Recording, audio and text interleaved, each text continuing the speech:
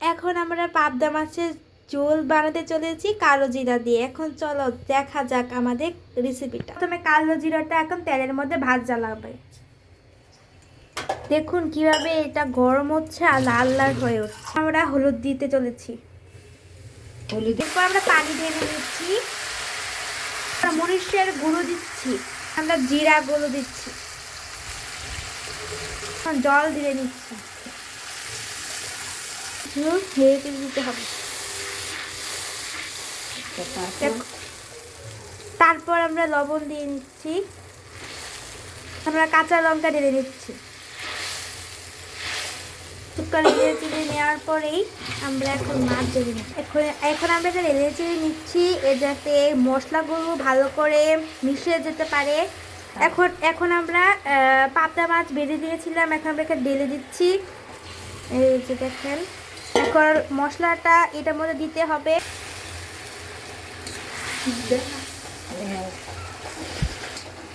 এই দেখেন মশলাটা কিভাবে লেয়ারে নেওয়া হচ্ছে, দেখেন আবার ভিন করে দেবো।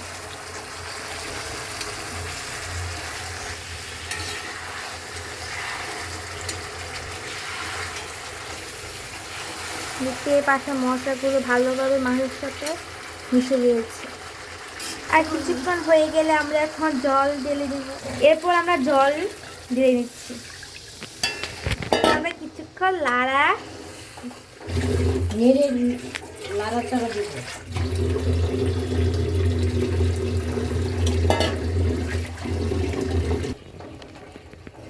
এখন কিছুক্ষণ আমরা নেড়ে চেড়ে তারপর হয়ে যাবে পাবদা কালো জিরে দিয়ে পাবদা মাছের ঝোল।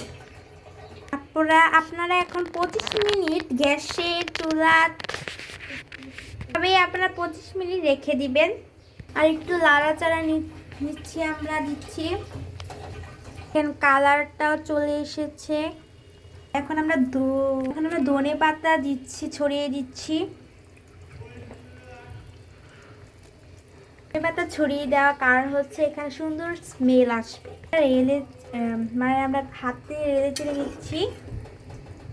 আর কিছুক্ষণ পর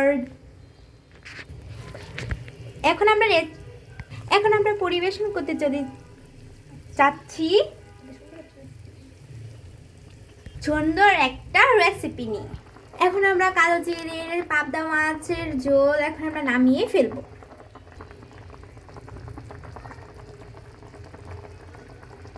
এখন আপনারা দেখতেই পাচ্ছেন পাবদা মাছের ঝোল এখন কমপ্লিট হয়ে গিয়েছে। এভাবেই আপনারা পাবদা মাছের ঝোল তৈরি করতে পারবেন, কালো জিরা দিয়ে পাবদা মাছের ঝোল। কার যদি পাবদা মাছের ঝোল পছন্দ হয়ে থাকে তারা একটু লাইক, সাবস্ক্রাইব বা কমেন্ট করে দেবেন।